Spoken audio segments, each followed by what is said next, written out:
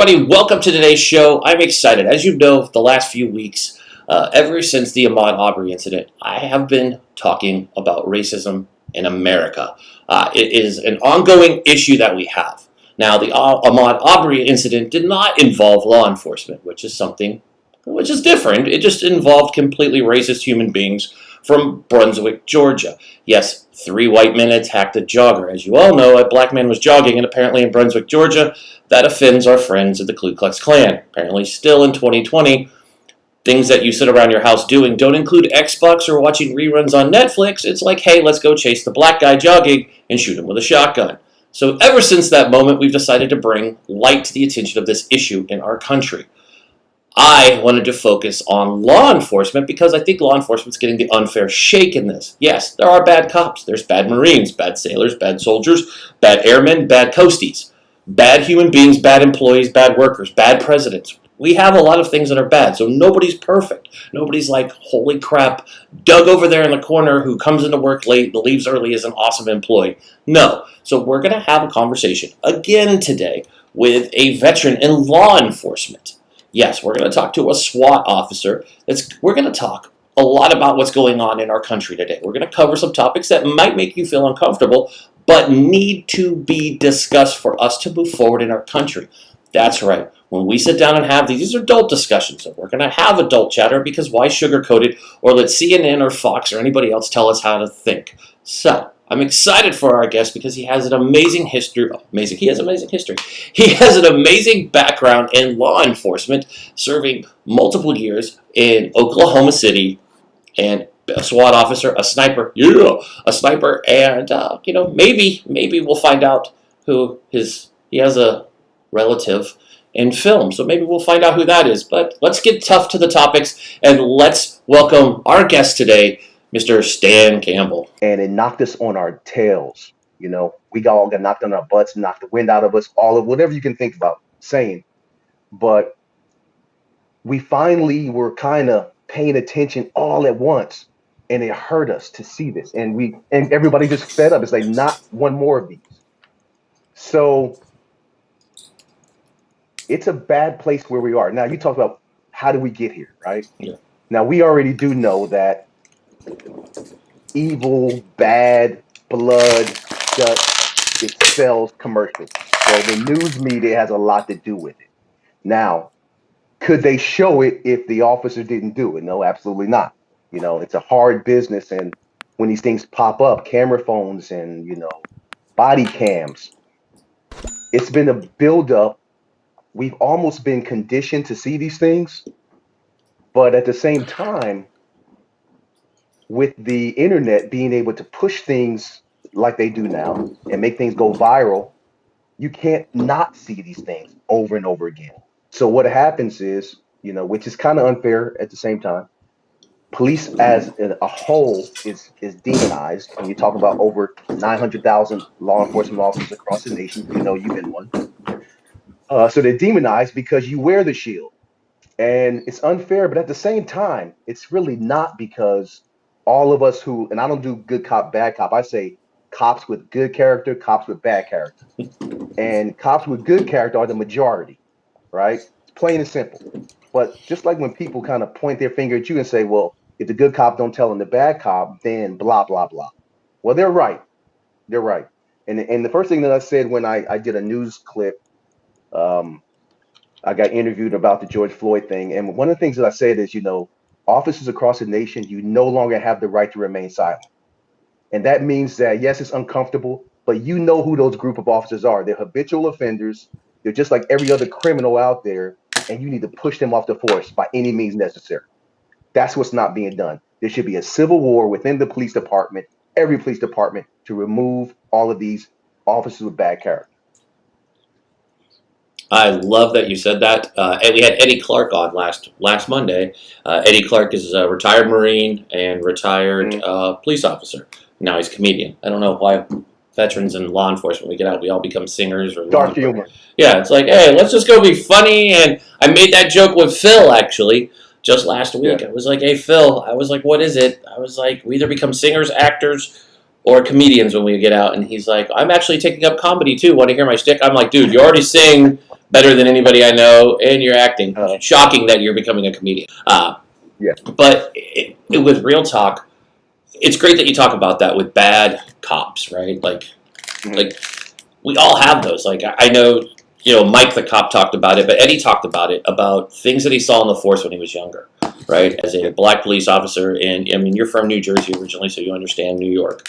And he served there, and he said on camera, which blew me away, was that he wishes that he was spoke up when he was a younger officer. He was more worried about losing his job and providing for his family than speaking up. And he said now it's time, if he would have, seen something, he should have said something. Montel was on and said the same thing. He's like, we've reached this point in law enforcement, and even as civilians, and I agree with this, Azan Majan on his show Patriot Games on Netflix said this. The problem that when you watch that George Floyd footage, it's gut-wrenching, it's disgusting, it's despicable, it makes you want to go through your TV and beat someone's ass. I know that's my first reaction. Yeah. But the thing that bothered me is everyone held a camera and nobody went and stopped, right? Like, nobody stopped, not the three officers next to this cretin.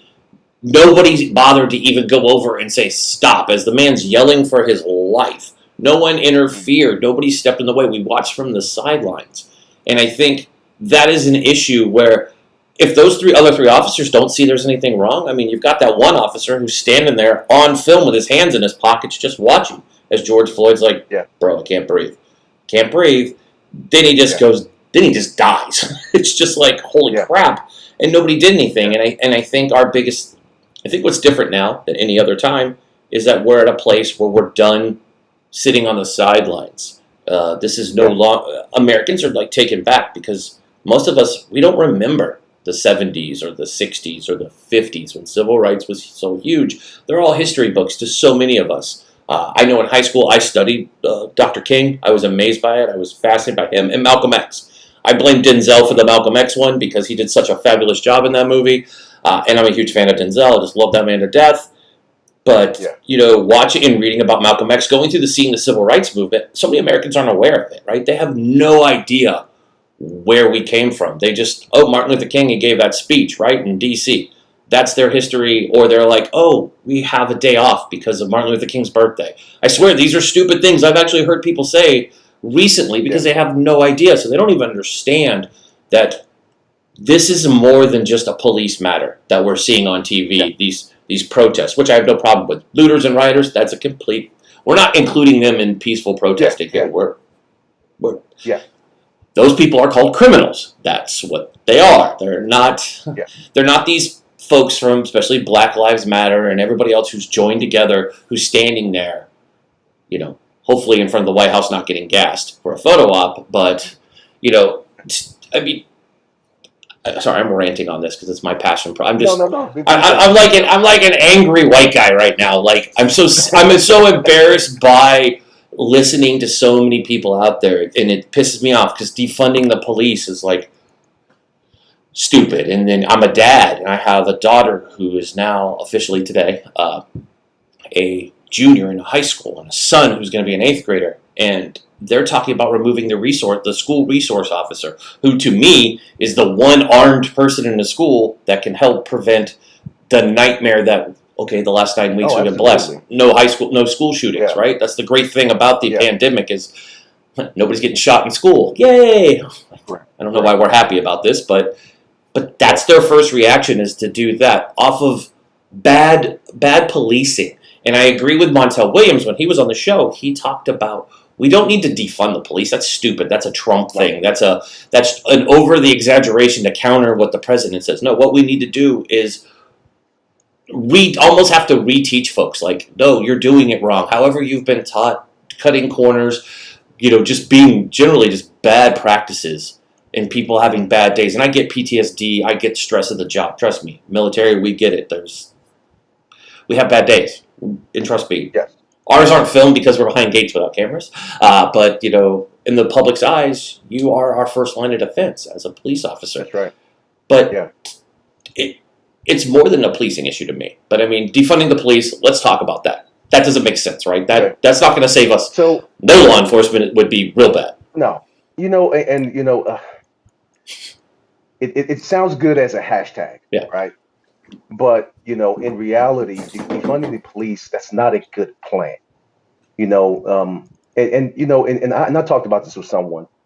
If you think about, let's take away their money, right? And let's say we're not going to give them any new officers, right? So you can't have academies, you can't do this. So what are you left with? You're still left with a bunch of bad apples rotting in place, right? Hmm. And you're going to get the same response that you would have gotten before with these same bad actors. And they are the minority, but these same bad actors are still going to be within the police department. You're not fixing anything by taking money away, right? And of course, we know that means different things in different places. Some places they want to take a portion of the money that goes to the police and put it in resources that were taken away, like social services and different things like that. I'm cool with that because I know in Oklahoma City about 15 years ago they removed a lot of those beds. They removed a lot of and they put the burden on police. It's very difficult to be an officer these days because you have to be everything. You have to be because people can't afford it. You got to be marriage counselor. You got to be child psychologist. You have to be all these different things because they remove the money. Now, remove the responsibility, yes. Take money away from the police, absolutely not. That's dumb. What you need to do is work on hiring reform. Stop hiring pieces of crap that slide through the system because once you sprinkle some glitter on them, they're still dog crap. And then they're going to cost you a whole lot more in the future than they cost you right now. Love it. That's perfect. They are. Sprinkle glitter on it. Still a piece of crap. Doesn't matter what the hell it looks like. Yep. Amen. Amen to that. Yep. And you're right. I mean, in defense of law enforcement, the one thing people don't look at is look at all the issues a law enforcement officer handles. It's not. It's no longer just criminal acts. I mean, you're a marriage counselor, like you said. Dealing with domestic violence, which for everybody playing at home is the highest risk for an officer on the street, period, isn't the traffic stop, it's the domestic violence calls. You go look at the homicide, the murders of police officers and ambushes that have taken place in the last 5 years, and 98% of them are domestic violence. That one that happened in Sac County in California just last year with the female officer backing up her male officer, dude walks out with an AK-47 and just starts smoking people. She's killed instantly. Yeah. This was a domestic violence call that they just walked up to the door, approaching it as a domestic violence call, expecting it to be just a summer day, walking up to the door at 6 p.m. at night. Homeboy comes out with an AK. This is just... So people don't think of this way. I mean, you take away police, what are we supposed to say? Stop? Or I'll say stop again? I mean, that shit doesn't work. We both know that. I mean... Bad people are going to do bad things, and without having somebody there to stop them. Simply look at The Purge. Watch The Purge movies. That's movie series. That's exactly what you'll get. True, right? You'll get that. Yeah. And then all the predators that are out there and opportunists. That's all these people are. It's criminal opportunists and predators.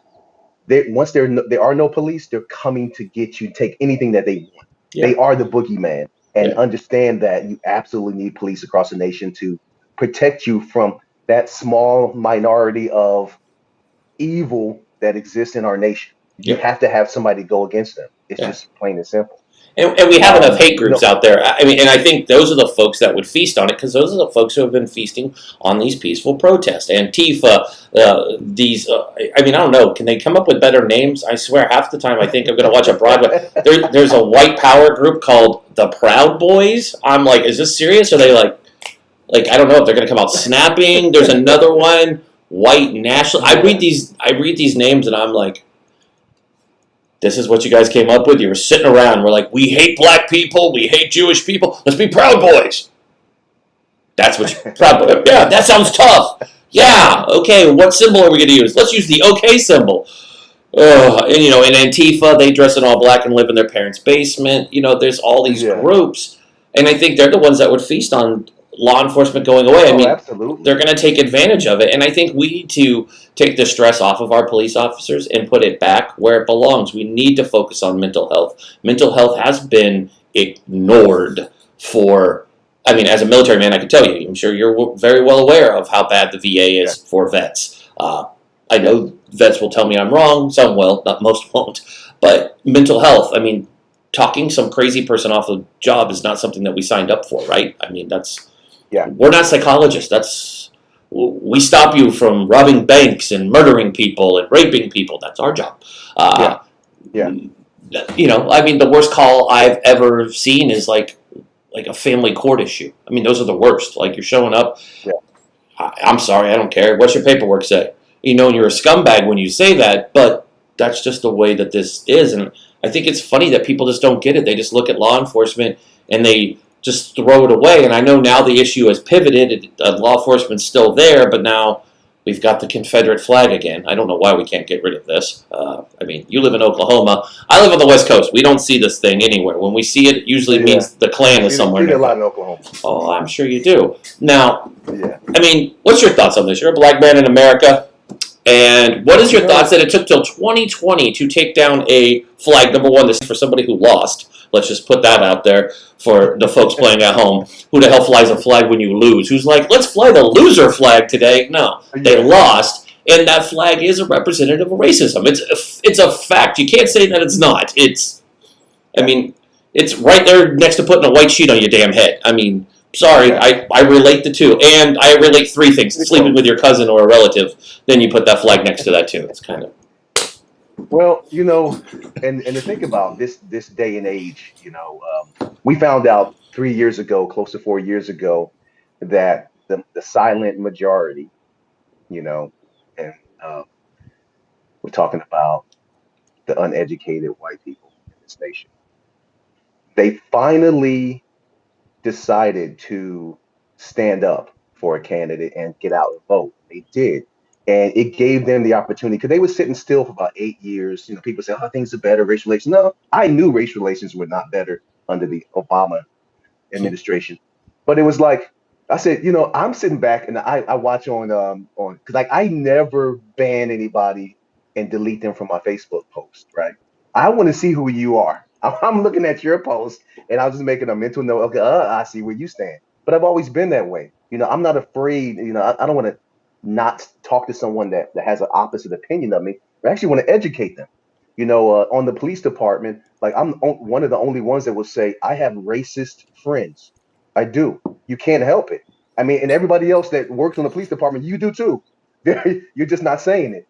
But I've had conversations, and the reason why I can say this, I have conversations where they believe, and they were brought up believing that their race was superior, and they just and like many, even you said, I don't know if it was off camera, but you talked about Martin Luther King, right? Mm-hmm. Well, the history that is presented in our school systems only gives you a snapshot of these people, and they do a whitewash of information so that it doesn't look as bad, the atrocities that occurred hundreds of years ago.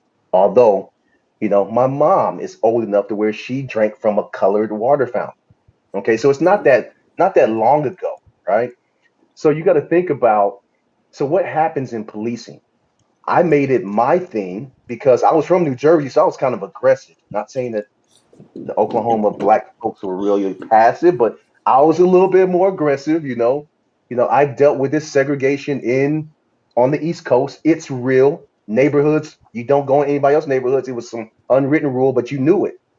And I lived that way growing up, so I was familiar with it. But when I came down, I was like, I don't have a problem talking, and if I make you uncomfortable, so what?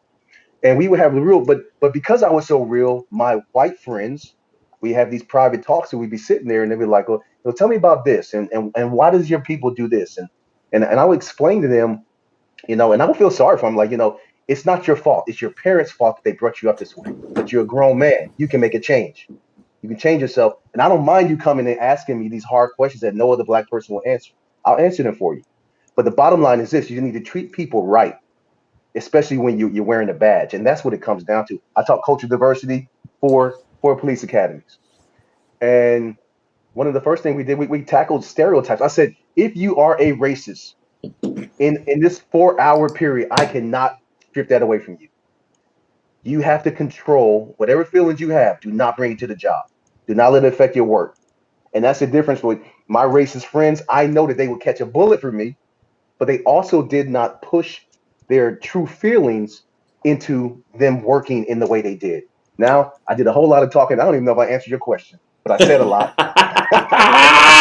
It's good. No, you answered it. I mean, we're kind of all over the place. I mean, because it's such a big topic. I mean, it's it's everywhere. I mean, I have a 15-year-old daughter, and she came to me crying. We were watching a Yeah. documentary because, I mean, I thank God for Netflix. Netflix is like the ultimate history book because you're right.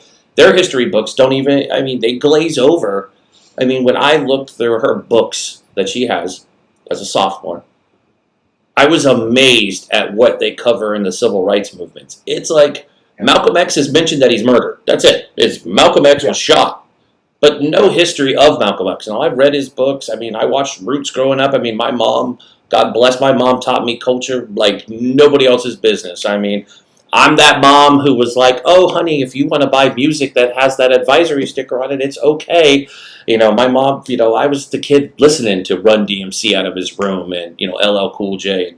I lived in Florida, so Two Live Crew was big. Yes. Sorry, Yeah. Mama, I just outed you as letting me listen to Two Live Crew. But, like, when I joined the military, it was the first time I was around people who were raised racist. And you're right, they didn't know better. And I had the conversation with them because they would say something behind closed doors to me, and I would be like, dude, you know you can't say that, right? Like, don't just because this looks the same does not Yeah. mean I'm on you. We not playing Yeah. together at this Yeah. level. Yeah. And you're right. You could have that. This was back in the day. You could have that conversation. I've had conversations with folks and sat down and go, why don't you ask the question? Why don't you go grab one of our friends here in the Corps and sit down and explain to somebody from the projects in Chicago why you say that word anywhere else, your teeth will get kicked in. Maybe where Yeah. whatever back ass word south place you're from, because they don't see too many people from the city talking this way. You know, coming out and just running your mouth, you just don't do it. I mean, growing up, but this is the same guy who referred to almost every race and culture by their horrible nicknames. I mean, how he spoke about our friends, you know, our Italian friends and Irish friends, which I'm an Irish kid, you know, just Yeah. the way he referred to everybody and, you know, our Latino friends, which was truly his stupidest mistake because there's a lot of Latinos that were in our platoon and this dude was just running his mouth. I'm like, man, Yeah. Yeah. these folks from El Paso, Texas, they'll cut you. Oh, and Yeah. then he made comments about Selena when she was alive. Oh Lord, dude, I remember my guys. They got pissed off about that when Selena died. Like we had to give them the day off. These people were emotional. And that's the only reason I knew about it. But Yeah. all kidding aside, but you're right. We have to educate, and I think, number one, that's why I have this show. Number two, that's Yeah. why I'm interviewing folks like you and Eddie Clark Yeah. and Montel and anybody I can get my hands on to say, look, Yeah. I'm a white dude. It's obvious. You could probably figure it out that I'm a white dude. But why not have these conversations? What's wrong with me doing that? It's like somebody asked me, we got a message on the show, and they're like, I don't know why you're referring to your black guests as black people. Why don't you refer to them as African Americans? I go, because I don't walk around going up to people going, are you Italian American? Jewish American? Yeah. Yeah. Who does that? Nobody. No other culture identifies you from original, where they think you're originally from. I'm like, well, most of us were born, I was born in Orlando. So should I be Yeah. Orlando? We're American last time I checked. And Yeah. I know what the beginning of the Constitution says. So I always laugh because I'm like, well, I've had these conversations and nobody's corrected me. If I'm wrong, please somebody correct me. But Yeah. I've always spoke the way I've spoke, used the words that I've used, and I think we have to have this dialogue. So in closing, what's your thoughts on, and I do want to do the trivia question, if you don't mind sharing. We'll do the trivia at the very end, but we'll talk about how you have, your family member is a celebrity that some of us would remember. You should remember from back in the day. Come on. Yeah. If you don't know, then you should be ashamed of yourself, and you're a millennial, and then you need to go watch TV this weekend and find what we're talking about. But in closing, kind of give us your thoughts on where we go from here. How do we change the direction we're in? What does it? Is it more conversation? Is it more of this, more on TV, more putting it in people and having these very open topics? Protests are working. I've seen. I participated in a protest just last week. Yeah. I stood on a curb, had a sign. I felt racism for the first time in my life because I was called things I'd never been called in front of my children. Trust me, I wanted to whoop some ass when this dude hanging out of his truck. My wife's like, "This is a peaceful protest, husband," and I'm like the Marine in me's like, "What? Peaceful?" I'm like, who drives by a peaceful protest with children and yells the N word and profanity, and then finished it with told us all to go get a job. I'm like, bitch, I own my own company. I was about ready to chase the dude down the street. I was like, wait a minute. I go on TV and said, violence is not good. But it's okay. He said bad words in front of my daughter. You don't do that. She's 15. Yeah. But anyway, so how do we go? He owes you a tooth. Yeah, it's like, and she's like, Dad, I'm so proud of you. I'm like, for what? She's like, because I know you wanted to go chase him down. I'm like, that's true. I wanted to pull him through. So how do we move from here? How do we turn this bad into a positive? Obviously, there's a lot of good going on. The country is, I think, more unified, as for the most part, more unified than ever before, with standing with an understanding that there's a big difference between all lives matter, which is like saying on 9/11, all buildings matter. It doesn't make sense. Obviously, saying all lives matter to me is like wash your hands. It's like, well, no shit. Black lives do matter. If you look in a history book, open it up, go crack into a deeper history book and find out hundreds of years of racism as part of our country. This isn't just a law enforcement thing. This movement isn't based off law enforcement. Law enforcement is just a lightning rod of attention. But race relations in America have been bad, and I'm sure you felt it. You talked about your grandmother and mother going through. My daughter bawled when she found out that black people had to sit in different rooms and drink out of different fountains. She was like, who made these rules up and why did people follow them? And I'm like, exactly, right? You got to think about it. Think if they tried to do that in 2020, people would lose their damn minds. They'd be like, oh, they would. Like, what the hell? Don't tell me that I can't go in there. I'm going in there. I'm going to sit in there. Damn it. So where do we go from here? How do we turn this around? Brother, you know what? And here's the deal. We need real solution and real action because we know what's going on. And like I said, protesting is very important. That's always just the first step. So once you ring the bell and you bring attention to something, that's cool. But then you have to have real conversations that move into true action. And one of the things that's not being, and I look at this thing a little bit different because I also wrote a letter to the President Obama and President Trump, with some true solutions that they should look into. And we have to go beyond, but it's not just, it's nationally because you have states' rights and these police departments, 17,000 agencies across the nations, they move independent of one another, right? They don't have the same minds. There's no consistent training. There's no like-minded, pushes at this.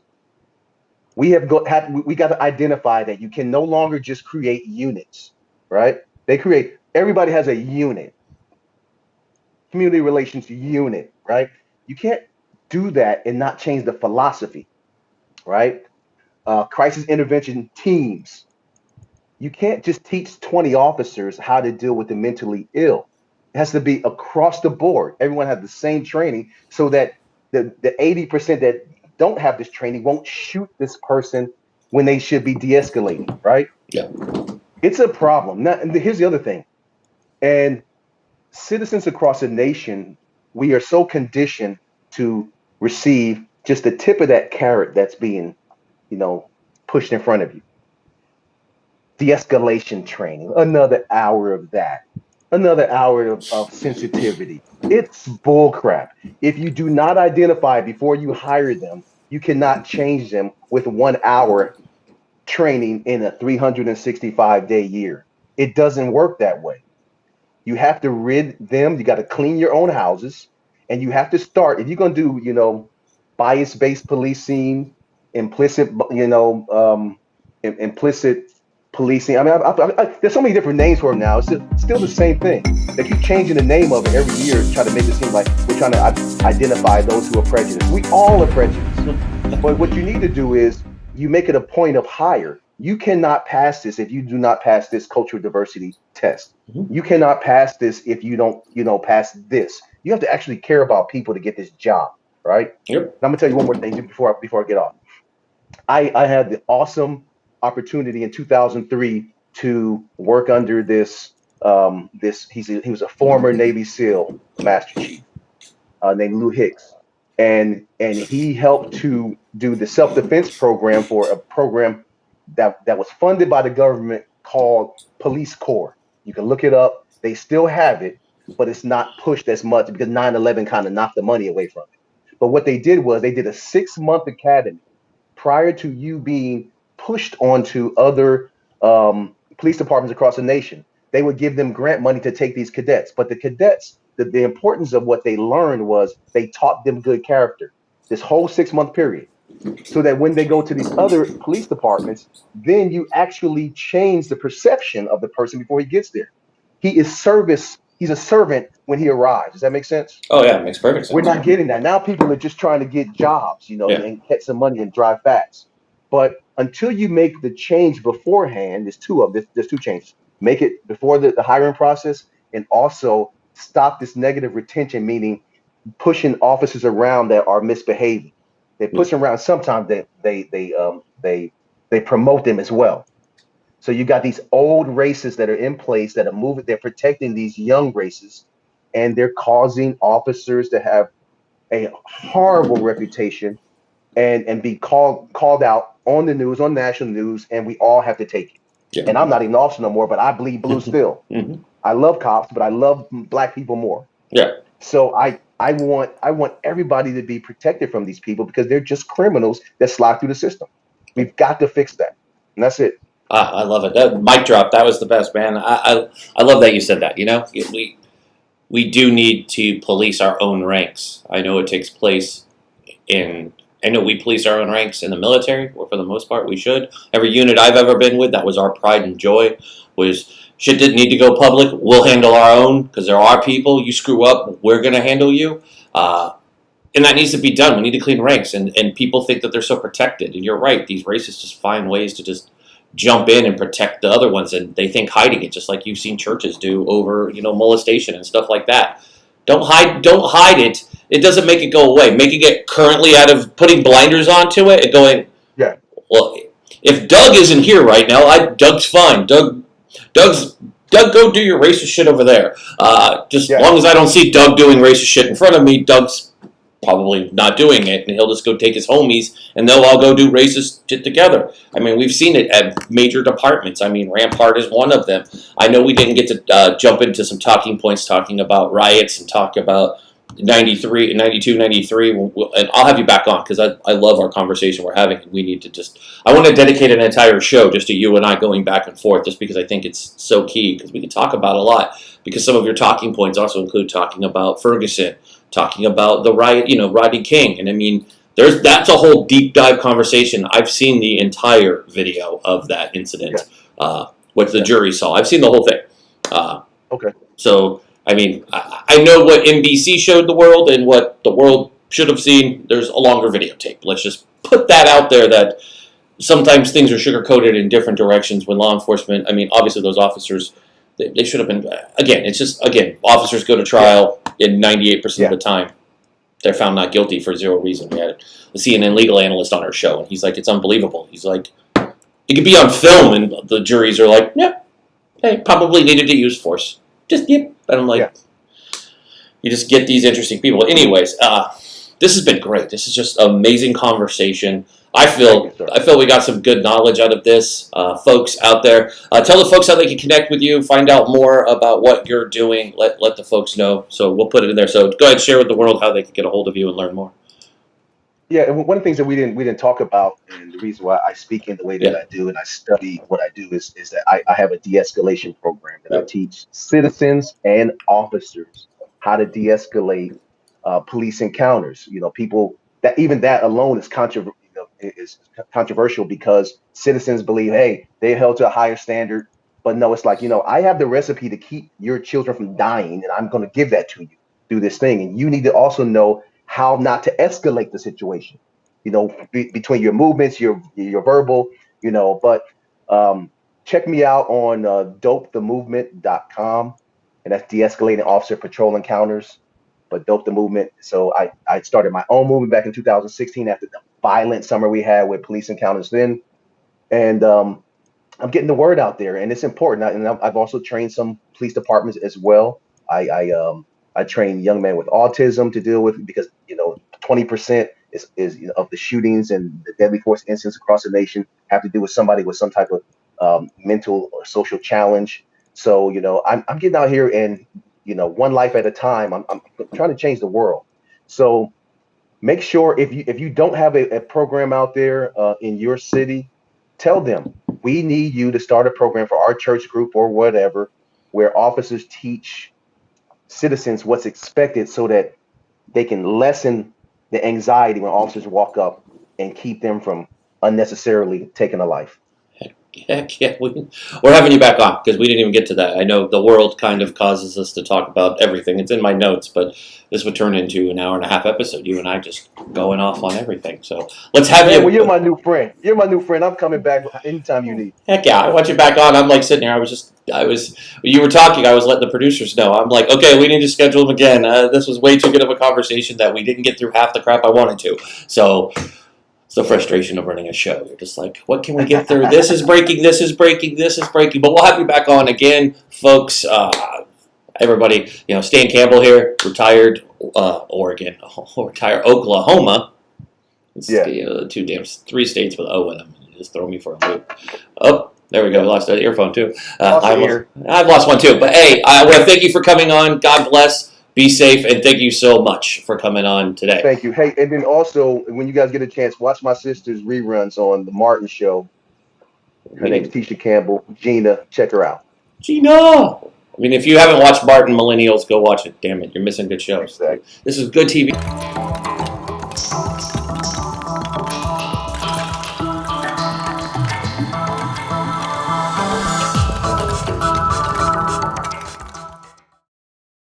Back everybody to the point. It's Military Monday. So what does that mean? You're like, I don't know. It's different every Monday. No, because normally every Monday, I know last week Military Monday was a special edition. It was a very law enforcement heavy edition and first responder heavy. But this week, this Monday, we have our typical guest back, our sideline correspondent or our battlefield correspondent, talking about all things veteran, is Matt Kuchera. If you're not familiar with Matt, Google him, and 2, go to Vet Pivot, wherever you go listen to podcasts, and subscribe to that right now. Check them out.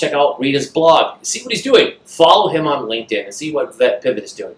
At least twice a week, Vet Pivot is bringing some of the most amazing folks out on a podcast, talking about all veteran-related issues, which is good because it doesn't mean it's just set for vets. It's also set for the civilian world, for everybody. So you just maintain it, just take out veteran and put civilian. It doesn't really matter, but you learn great things. Matt puts some of the most seasoned folks that you'll ever put out there, leaders, thought leaders that are out here teaching folks from everywhere. I mean, you have all amazing folks on the show. You've had the guys from Space Force. We love ourselves some Marine rapper, Topher and D-Cure. And just other amazing guests. Folks out there, Natalie Olivero, who talks about hiring, Chris Coker, who talks about vet transition, Rich Cardona. I mean, that guy, just look at him on LinkedIn, and he'll help you with any of your video needs. I'm telling you, that dude is like the master of LinkedIn. But anyways, let's bring Matt on so we can kind of talk about what's going on in the veteran world this week.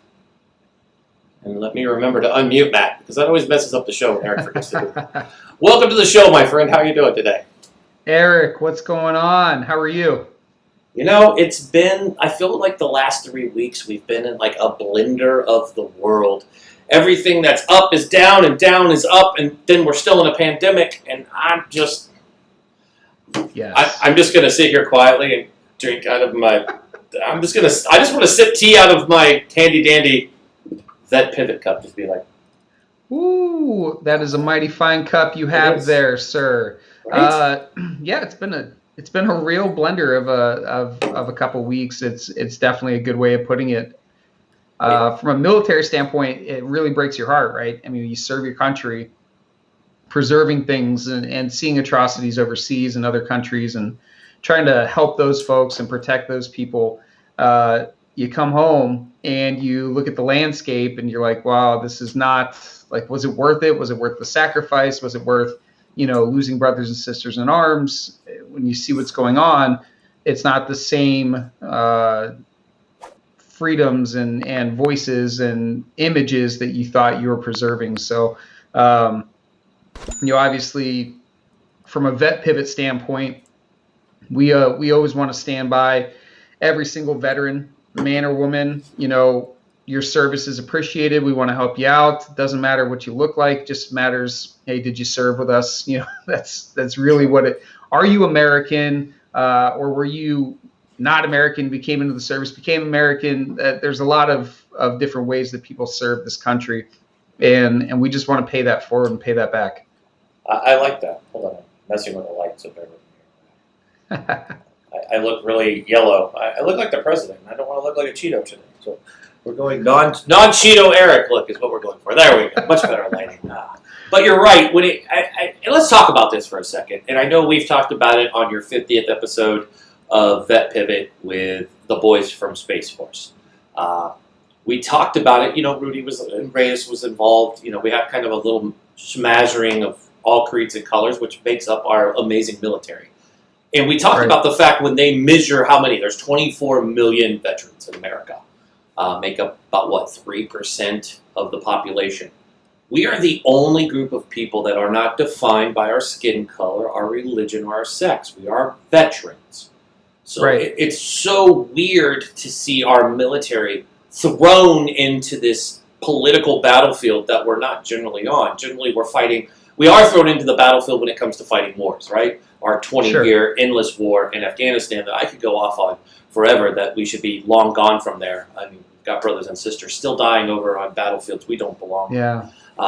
But we come home and we have our battlefields here, and we're now fighting a battle that most of us don't understand the history of. Racism in our country is not something that most of us are raised understanding. Know that over hundreds of years of just the horribleness towards our black brothers and sisters in our community has been going on is heartbreaking, right? I mean, it's hard to talk about. Yeah. It's something uncomfortable. We have to have the conversation. And I know there's people probably going to watch, two white guys having this conversation. Whatever. We're two veterans. We're two adults having a conversation that needs to be had because there's other people out here who might want to have it. So I ask you this. How do we as veterans, what's your advice to veterans? How do we stay unified? It's really hard because some people are drawing this line in the sand that's like, I stand with a political party and not with your brothers and sisters. And you have to stand with your brothers and sisters because they're here. A president comes and goes. We're all familiar. COs go. Commanding officers leave. Crappy lieutenants leave us, right? But at the end of the day, we have each other. We have our brother's back. I am my brother's keeper. Iggy 6. Whatever you have, whatever your branch believes in, we all believe in it. So what do you say? How do we stay united when everybody clearly wants to make the military this divided culture, right? They're going to fire on citizens and protesters. I mean, we've been thrown in the middle, and it's almost like a warfield that we don't want to be on. It's definitely warfield we don't want to be on, right? But I think that you already hinted at some of the things that we need to do. One, you got to have the dialogue. I will tell you right now that back in March, when COVID was starting, I was in San Diego with the Marine Rapper. We sat down for a dinner after day one of a conference we were at, and we just had a conversation, getting to know each other better, trying to understand one another, and having that conversation of knowing where you come from. And what does that boil down to? In order to have conversations like that, you have to respect and you have to appreciate the person for the individual and for who they are, respect their viewpoints, respect that those viewpoints may be different than yours, and you should be able to have some sort of civilized discourse between you and that person. That's what's important. That's something that we had because we have this common ground of being service members. We're able to have that conversation together and hear each other out from different sides and just come to an understanding. In that light, TMR is telling me, hey, even though you and I grew up like completely different, it's refreshing to understand that someone that grew up like you grew up, talk about me, can appreciate and understand and respect someone who grew up differently. And so it's a mutual respect for all people that I think comes from being a leader, being a service member. And that's how we're raised in the service, is to be that way, to be accepting. Because at the end of the day, if bullets are flying, or if you have to get a jet off the ground, or something's going down on the ship, like, you need to rely on the person to your left and your right. It doesn't matter what they look like, where they come from, how they were raised, were they poor, were they rich, were they privileged, were they not? It doesn't matter. You just rely on that person because they're an American. They have a vested interest in the fact that you're also an American. I love that answer. It's one of the best answers I've heard to that question, because we do need to remember that. And it breaks my heart to see so much hate sent towards our military, like we're like the bad guy. Yeah. We didn't ask any president to stand up and say we're going to order troops in there. I know the guys from the 80s, the 101st that were brought into D.C. didn't want to be there. This isn't what we signed up for. Yeah. I mean, I think that's where we're united. And I hate to see us use this politics, and that's the thing. When we have a mission to accomplish, we don't worry about what political party we are when it comes to our mission. At the end of the day, it's our brother's keeper. That's our job to keep each other alive, not like only a Democrat, only a Republican. Who are you going to vote for? Nobody thinks that way. I mean, I think my biggest struggle isn't that. It's just racism as a whole is really kind of been a touchy subject. And people, we have all these arguments, and I know we have time that we need to be careful of here. So we'll talk about it, then I want to make sure we talk about what you have going on Friday. Yeah, That's important for folks too. But one last thing on what's been going on in the world, it's not to beat people down with this, but, it's important. There's an ongoing argument about all lives matter, Black lives matter, and I've been telling people that's right. My life is fine right now. Don't worry. I think it's common sense. It's like when COVID-19 started, people said, wash your hands. Well, no shit. You should be doing that already. All lives matter. No shit. That's a broad statement of, yes, I should breathe air. That's right. Don't breathe when I'm underwater if I don't have a regulator on it. Gotcha. Yeah. Black lives do matter because our Black brothers and sisters, and we've all seen racism. It's not hidden from our culture. But I think it's cool to see us united as a country, for the most part, fighting for our Black brothers and sisters out there, saying, no, we're going to stand up with you. We support you because we understand it. And I know we see it in the military, but we've had this issue in the last few weeks, this Confederate flag, the losing team, and people are pissed off about flying the losing team. Nobody flies the losing team flag. Who flies that? Who's like, yeah, hey, we should put the team that lost. Why do we want to remember? It's like, why do you want to remember your losses? Nobody wants to do that. You might remember that as an entrepreneur. Remember the things that failed you. You don't want to put up something losing. So, our bases for the most part, as a Marine and as an airman, we name our bases after our fallen. I know you guys do the same thing. A lot of your bases are either built on the cities that you're involved in or a fallen airman. And same with the Marine Corps. It's always usually unfortunately, a fallen Marine. Chow halls go to Medal of Honor recipients. Kind of cool deal. I never understood that. Oh, you die, you get the ultimate medal of medals, and here's a chow hall. Great. So now Marines hate me because the food tastes like crap in here, and it's named after me. It's kind of a losing battle. But, we've had, so real quick, then we'll jump. But, thoughts. Should we rename the bases? Should the bases be renamed to American generals, amazing generals, Colin Powell, Patton, just jump off the Eisenhower, amazing generals that have won battles? Thoughts? I think I'm not going to claim to be a historian. So for the first thing, I don't understand the attachment to that flag. I never did. I know that there are people that have their reasons and claim that they're not based on racism or anything like that. I'm not going to go down that road because I'm not well versed, but I don't see how that flag's been anything but divisive from its inception. So the part about renaming bases, I think you have to take, case by case, obviously, but there's always room for that dialogue. Is this going to represent the values of what we represent better and more closely aligned to, or are we holding on to something that is, we're holding on to it just for the sake of holding on to it, kind of like a 3-year-old holds onto a toy. They may not want that toy, but they also don't want their sibling to have that toy, so they hold on to it anyways. So, to me, let's have the conversation, going back to the first question that we had, right? Let's have the conversation, and if it makes sense, and we ask ourselves the real question, does this align to the values that we're trying to project as an organization?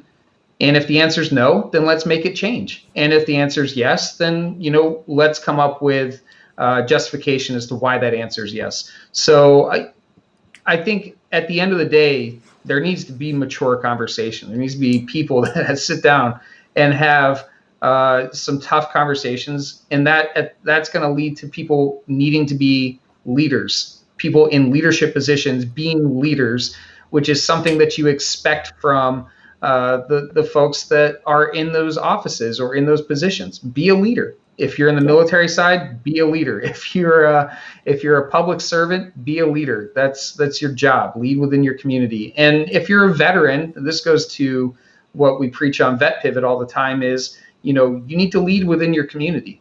You have this unique perspective, this worldview, and you've seen things that are really bad, and you fought for those things not to come to our borders, not to come into our country. So be the leader in your community, share those insights, and allow folks to see that you can have difference of opinion and still get a common objective accomplished. And that's really what it boils down to. I love that. That's it. And also, Eric, I wanted to just point out real quick, when you had Montel on the show, and this is just going to the Black Lives Matter thing, and I'm sure that you've made this before, but it really is one of those context things. People they got to hold on to something very specifically. But like Montel had said, if they had just put Black Lives Matter also, no one would say a word about it. Everyone would just shut the hell up, right? So it's like, okay, obviously, human life matters. We get it, okay, but let's not take away from what is going on. That's at the end of the day, we need to keep an eye on that. That Montel show still, that just was an amazing episode. Montel just always filleth your cup and fill it over. The guy is an amazing, and the fact that he belongs to us, and we probably get to call him a veteran, and what he does for our community is second to none. I can't wait to get him on Vet Pivot, because I'm sure that'll be probably a better interview than mine, which we went really political on. He speaks like a veteran, though. He speaks with a presence of a veteran and the leadership poise of a veteran, the cool head of a veteran, and that's it's what you expect. That's what you want. And those are the types of people, it's no surprise that Montel can talk like that on your show. There's thousands, hundreds of thousands of veterans that can speak the same exact way within their communities, and that's what we need. We need people to step up and do that. Absolutely. But I know you got to go. But before you go, let's tell the folks Friday where they can get everything, because as you know, scroll down, the link it's right there for the awesome episode you guys are doing, the event. Are we calling it an event? Is it formally an event? I guess we'll call it an event. I mean, eventually it's going to be turned into an episode as well. Just like the live episode was, this will be a pivot panel. So the pivot panel is going to feature some folks that are in positions, whether they are thought leaders on military transition or they're actually in positions within companies where they're heading up the recruiting efforts for veteran talent coming out of the military. So I have 4 great guests that are going to be there. You'll have to tune in to find out. There's also some lovely graphics on Facebook and YouTube promoting the event. So it'll be Friday from 4 to 6, kind of like a happy hour feel to it. But bring your questions and bring your friends. It's going to be a really good time. And make sure to share with all your friends out there. If you have anybody who's transitioning, sitting, of struggling veteran, point them in the right direction to this. Obviously, Matt is going to have an amazing panel. I think you guys are going to like the guests that they have on there. But you can find the information. Just simply scroll down here on our feed. You'll find it right there. So make sure you click it. We'll also put the link so you can find that Pivot podcast. Matt, as always, brother, it's always great having you on the show. It was weird last week not having you on a Monday. I didn't know what to do with myself. My brain couldn't handle it. You were off handling business. We can't have you on every week. But we're going to get back to a regularly scheduled stuff. We kind of have crazy lives going on. But get you back on regularly. But, man, you came on, filled us with knowledge. Make sure to tune in Friday. What was that time again? 4 p.m. Eastern, right? 4 p.m. Eastern. Yeah. 4 p.m. Eastern. East Coast. Friday. This Friday, not another Friday. This Friday. Check it out. Don't go to other Fridays. Be like he said. No, this Friday, 4 o'clock Eastern. Get your questions ready. If you know a veteran, have a friend that's a veteran, share this information to them. Even if you're not a vet, tune in. It's something that you don't want to miss. It's going to turn into an episode, but you don't want to miss these lives. One thing I always find, even when we did our live for your 50th, was how much information we ended up sharing. If you go back and listen, as much as we goofed off, but we really dropped, especially Coker and Cordona. Of course, they act like officers, and they actually gave information. While the rest of us acted enlisted, we were all like, woohoo, let's talk about stupid stories. We're good at that, but we let the officers come in, and they're both, Chris and Rich are both amazing guys, but if that's just a kind of a precursor of how great your show will be Friday, I encourage everybody to tune in. I will be tuning in for sure. As you know, bud, we love you over at Vet Pivot. We support you guys, so make sure you subscribe. And see, you can order one of these fancy cups online too. So, boom. No subliminal marketing here whatsoever. Awesome. But anyways, we all have That's a great languages. cup. That's a great cup. It's a beautiful cup. It's just beautiful to see. But anyways, but I appreciate you. Thank you so much for taking the Awesome. time to joining us today. It's been a great episode. We'll see you next.